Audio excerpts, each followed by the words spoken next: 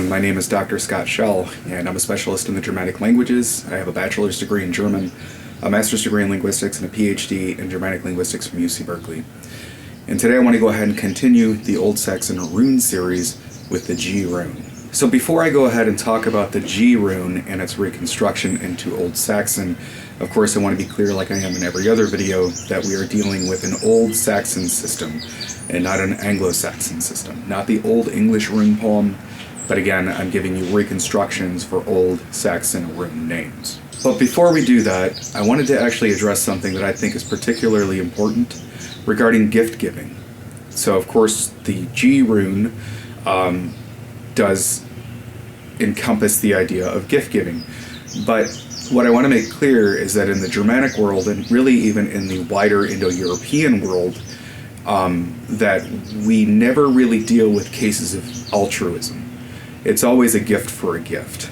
A gift always looks for gain, right? That's in Havamal. Let's go ahead and read a few passages from Havamal, and then I'll go ahead and look at some other sources, so we're not just, of course, using the Scandinavian sources. So the translation that I'm going to be reading from is Carolyn Larrington's The Poetic Edda. We'll go ahead and just start with stanza 42. To a friend, a man should be a friend, and repay gifts with gifts. Laughter, men should accept with laughter, but return deception for a lie. So, gift for gift, exchanging gifts for gifts. Again, there is this reciprocal notion. And let's go ahead and look at stanza 44. You know, if you have a friend whom you really trust, and from whom you want nothing but good, you should mix your soul with his and exchange gifts. Go and see him often. So once again, we're dealing with the notion of equal exchange. Stanza 145. Better not to pray than to sacrifice too much. One gift always calls for another. Better not dispatched than too many slaughtered. So thunder carved before the close of nation's history, where he rose up when he came back. So of course this Thund or Thunder is referencing Odin. But the reason, of course, that I'm bringing this stanza up to you is because, again, it's about a gift for a gift. And so this notion of sacrifice and gift giving is actually pretty telling. The idea is that you don't just kind of give gifts that are meaningless too, right? So if it's like we wanted to do some sort of equal exchange, I wouldn't expect to get some expensive car from you if I give you an apple. Right, so there needs to be this sort of equal gift exchange, and that should really be understood in the context of ritual for those of you who do practice. If you are doing ritual and you are trying to do something that is very significant for you, yourself, your family, or whatever, you want to actually make sure that what you're offering is significant and it's meaningful, right? Don't offer just an apple and you're trying to buy a new house and you're asking for like the favor of the gods and you give an apple or or a cupcake, right? Like these sacrifices and these gifts need to be very meaningful. But that's neither here nor there. I'm just trying to give a basic overview of the ideas of gift giving, and the reason why is because in order to understand the G rune in Old Saxon, or just that rune in general, you need to understand the concept of gift giving in a Germanic context and in an Indo-European context. If you want to follow up with research concerning gift giving, there's a wonderful book by Marcel Mauss called The Gift. It's a classic.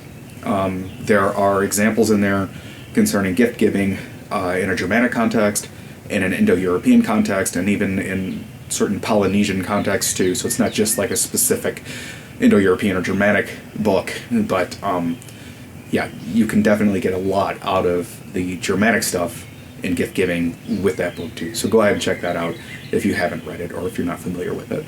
So another example is found in Beowulf. The notion of ring givers and ring receivers is actually widely Germanic. So what that means is you have a warlord of some sort, usually the word is like a drochthen or something like that, and you have followers, like in Old Saxon we call them Yesidi. And these are warband followers, companions. And the the ring giver is, of course, like I said, the king, and the ring receivers are the followers. So that shows like a perfect balance of Germanic gift giving and gift exchange. So like I was saying, an example is from Beowulf, where Hrothgar asks his followers to build a large mead hall. And in exchange, Hrothgar will give his followers rings. So you have the ring receivers, and then you have Hrothgar being the ring giver. And that is a really good example of like an equal exchange between friends. And in this case, a king and his followers. Another good example from Beowulf is when Grendel visits the hall, Hrothgar's hall, and Hrothgar asks Beowulf to slay Grendel. And if he does slay Grendel, then Hrothgar will give Beowulf a ton of arm rings. So again, that's showing that Beowulf is doing service to Hrothgar. Hrothgar is the ring giver in this context, and Beowulf is the ring receiver in this context. And so it shows, again, that equal gift-giving context there. And to give you an example from Old Saxon, there is a dancing scene. Now, in this scene, of course, it is biblical, but again, this is actually very, very Germanic in a sense, this whole dancing scene, and Herod being called a ring giver. But either way, yeah, he's called a geբō in Old Saxon, and his followers are called the rune, and which are friends, right? The ring receivers, the ring friends. And so we see a clear Germanic notion of gift giving even in the Helion, even though it's obviously a retelling of the Christian Gospels. It's really more Germanic than Christian in this context. And what's interesting about the Helion is that, you have Herod and you have his followers, and there's this exchange of earthly treasures, but then Christ, of course, is playing the role of this drocht and this warlord, and he is called like the most gracious of jewel givers. So very Germanic, right? But the big difference is that Christ promises his followers, Mark, Matthew, Luke, and John, for instance, that they will be given an even better treasure once they die in the kingdom of heaven. So that's obviously the huge difference between a true Germanic tradition of gift giving and the Christian tradition where Christ is like, oh yeah, just be my follower, I promise I'll reward you once you're dead.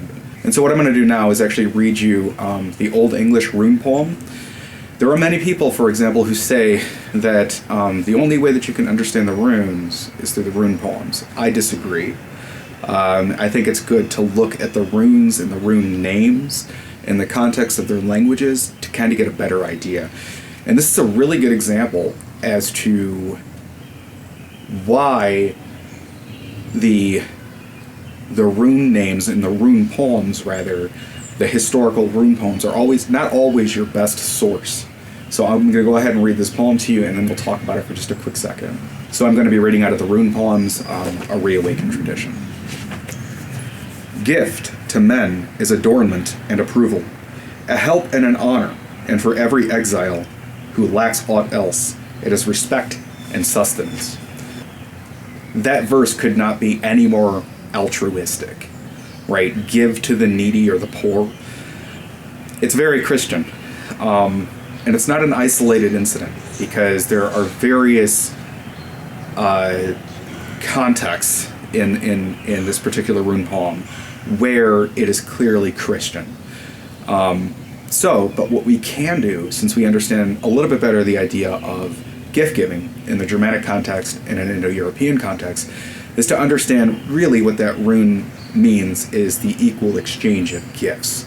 All right, so there you have it. I just wanted to give you a little bit better background info on the idea of Germanic gift giving and what this rune could really mean as far as gifts and gift exchange.